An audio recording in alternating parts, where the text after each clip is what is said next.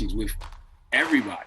And I think that reflects in what I do on the radio. So I think that's where the influence comes from.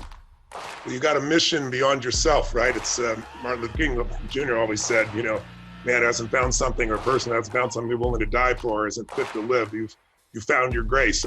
So many times in the earliest stages in my own life, when I've worked with other people, someone told me this when I was really just down and out. I was sleeping in my car, I was homeless, and this person I was talking to said, if you won't give up, your gifts will make room for you. If you just keep giving, if you keep finding a way to give, and you've been doing that, brother, I think that's why you've prospered. Tell me something. I respect you so much because you do talk to everybody. I saw the other day you had Rush Limbaugh on, and yet, he's denying any form of systemic racism whatsoever. I understand, how some people think that they're being blamed, but that's not the message. The message is there's a system that is suppressing our brothers and sisters. So how do you get through to somebody? And you can't get through to everybody, obviously, but if you were going to try to send a message to someone who is dyed in the wool thinking their race is greater, or you want to get through to somebody and start to break down the systemic racism, what do you think are the steps that are in front of us? Because you wouldn't keep on going unless some part of you, in spite of all the pain, knows that there is a way to get through this eventually. We can't give up.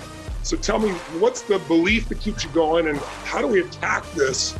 And what would you say to somebody to try to get through to them? I'm sure you've been successful before. Daryl Davies, I mentioned to you before, converted 200 KKK leaders to give up their entire approach. It didn't do it in one conversation, but he did it. So, and you have that same power. It's the reason I wanted you on the show. And I honestly deeply feel a love for you, brother, because I know what it feels like to lose those you love. So I understand that, and the love that all of you, the losses you've all been through, and that America's been through, not just George Floyd, but you go through the list. But I'm asking you, I know you talk to other people. Tell me why you do it. Tell me, how do you reach them, or the ones that you do break through, how do you do it? How do we dismantle this mindset and this system of systemic racism? Well, I think when it comes to systemic racism, I can't dismantle a system that I didn't create. When it comes to having conversations, with white people about it, it's so interesting. I was on a Zoom a couple of weeks ago, and there was a white brother on the Zoom who asked that question. He said, how do we teach, young white kids, not to be racist, because they're learning this in the home? And my immediate reaction was, it's not my job to teach young white kids how not to be racist. And my good brother, Michael Eric Dyson, was also on the Zoom. And Michael Eric Dyson said, Charlamagne, let me tell you something. He said, he teaches at Georgetown University. And he said, I teach a class on hip hop. And he said, in this class, they're talking, he's white, he said it's 75% white, they're talking about you. They're talking about your interviews. You come up in the conversation quite often. So whether you're intentionally teaching them, you or not, you are. You're just being yourself, but that's a teaching in itself. Yeah, so he said you might as well be intentional about it. And then, he reminded me of, in the autobiography of Malcolm X and in the movie, when Malcolm X was speaking at Harvard, and a white woman walked up to him and said, how can I help? And Malcolm X said, you can't. And Malcolm X said, he always regretted that, And so it's just like, I would never want to miss out on an opportunity to use somebody's privilege in order to combat prejudice, because that's what I always tell white people to do. Use your privilege to combat prejudice. Because, like I said, I can't dismantle a system that I didn't create. The only thing we can do is do what we're doing now. Taking it to the streets, being loud about it, being vocal about it, saying things like, look, see? Because if you ask me, man, I feel like this is really a divine reckoning. I feel like God is showing America everything from coronavirus and the way it impacted the Black community. We all know it impacted the Black community because of all the underlying conditions that exist in the Black community because of systemic racism.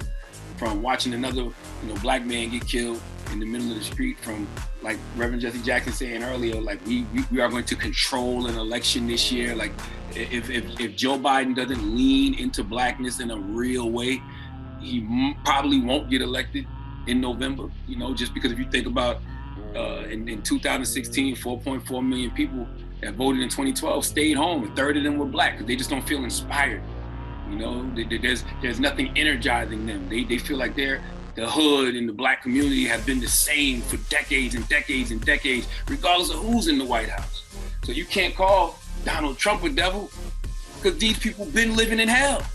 So every single person that's in charge look like a devil to them. So I just feel like, man, God is giving America a chance to do the right thing. And everything that's happening right now is a reminder to America and the world to do right by black people, because you have to get your karma right. Like, you know, I've been using the line in color purple. There is no good that's gonna come to America until they do right by black people. And it's time for America to atone for its original sin, which is slavery. And that's only gonna happen through legislation and reparations. And America has to make amends for the wrong that is done to black people in this country. If not, I just don't think America can handle the karma that it's currently experiencing. I really don't. I think, you know, this year has been hell so far. You haven't seen nothing yet. If America doesn't atone for the sins of its past, if we all don't collectively get our souls right. You know, when you hear people like Joe Biden say the soul of the country is at stake, that's very, very, very true. And we all have to get our souls right in order to move forward. And then regardless of his leaning in or out of that politics, there's also the local politics of who are the district attorneys, who are the sheriffs. I mean, we got to remember that the vote matters at all levels, because sometimes we get choices at the top and none of us care on either side. It's pretty crazy sometimes, but we got to realize our vote does matter in that area. What gives you strength, and just to finish here, what gives you strength and hope to keep moving forward?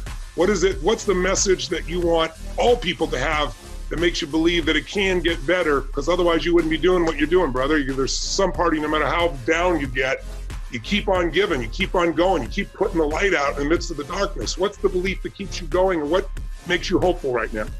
Hey man, I'm old school. I'm 41. I'm an old school Southern brother. So I still believe in God.